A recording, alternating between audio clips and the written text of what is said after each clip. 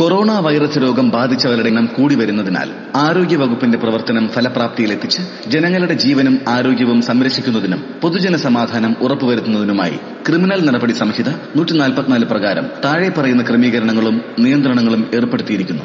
പലചരക്കടക്കമുള്ള അവശ്യ സാധനങ്ങൾ വിൽക്കുന്ന സ്ഥാപനങ്ങൾ രാവിലെ 7 മുതൽ വൈകുന്നേരം 5 വരെ മാത്രം തുറന്നു പ്രവർത്തിക്കേണ്ടതും ബാക്കിയുള്ള എല്ലാ സ്ഥാപനങ്ങളും അടച്ചിടുന്നതുമാണ്. എന്നാൽ മെഡിക്കൽ ഷോപ്പുകൾക്ക് സമയപരിധി ബാധകമല്ല. KSRTC, സ്വകാര്യ ബസ് അടക്കമുള്ള ഒരു പൊതുഗതാഗത സൗകര്യവും ഈ കാലയളവിൽ ഉണ്ടായിരിക്കുന്നതല്ല.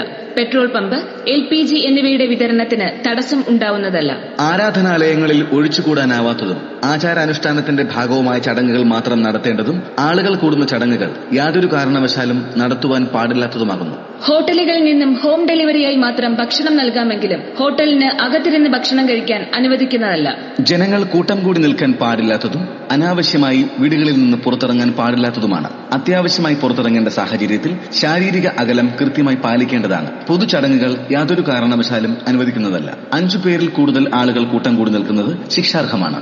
ഇതര സംസ്ഥാനത്തു നിന്നുമുള്ളവർ ഈ കാലയളവിൽ 14 ദിവസത്തെ നിർബന്ധ നിരീക്ഷണത്തിൽ തുടരേണ്ടതാണ്. ഒരു കാരണവശാലും നിയന്ത്രണം ലംഘിച്ച് പുറത്തിറങ്ങുവാൻ പാടില്ല.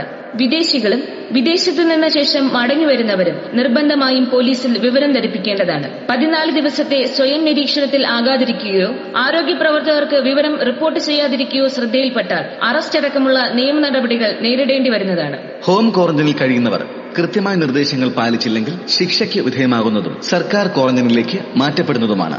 ബാങ്ക് അടക്കമുള്ള ധനകാര്യ സ്ഥാപനങ്ങൾ ഉച്ചയ്ക്ക് 2 മണിവരെ മാത്രമേ പ്രവർത്തിക്കാൻ പാടുള്ളൂ. മുൻകരുതലുകൾ സ്വീകരിച്ചും മതിയായ സാനിറ്റേഷൻ യാത്രയ്ക്ക് മുൻപും ശേഷവും ഉറപ്പുവരുത്തിയും മെഡിക്കൽ സാധന സാമഗ്രികളും അവശ്യ സാധനങ്ങളും കൊണ്ടുപോകുന്നതിലേക്കും ചികിത്സാ സംബന്ധിയായ കാര്യങ്ങൾക്ക് മാത്രമേ ഓട്ടോ ടാക്സി, ഓൺലൈൻ ടാക്സി തുടങ്ങിയവരുടെ സേവനം പ്രയോജനപ്പെടുത്തുവാൻ പാടുള്ളൂ. നാളെ ഇവിടെ എന്തൊക്കെ സംഭവിക്കുമെന്ന് നമുക്കാർക്കും പറയാൻ പറ്റില്ല. പക്ഷേ എന്തൊക്കെ സംഭവിച്ചാലും നമ്മൾ ഒറ്റക്കെട്ടായി നിന്നാലേ നമുക്ക് എല്ലാവർക്കും രക്ഷപ്പെടാൻ പറ്റുകയുള്ളൂ. അവരവരുടെ ജീവിതം മാത്രമല്ല മറ്റുള്ളവരുടെ ജീവിതം കൂടി രക്ഷപ്പെടുത്തണം എന്ന് നമ്മൾ ഓരോരുത്തരും ആഗ്രഹിക്കണം. ഈ കാലവും നമ്മൾ കടന്നുപോകും. ഒന്നായി നിൽക്കാം കരുതലോടെ.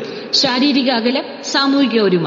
സർക്കാർ നിർദ്ദേശങ്ങൾ ലളിതമായി എല്ലാവരിലേക്കും എത്തിക്കാൻ ശ്രമിക്കുന്നു. പൊതുജന താൽപര്യാർത്ഥം employees federation of computer artist.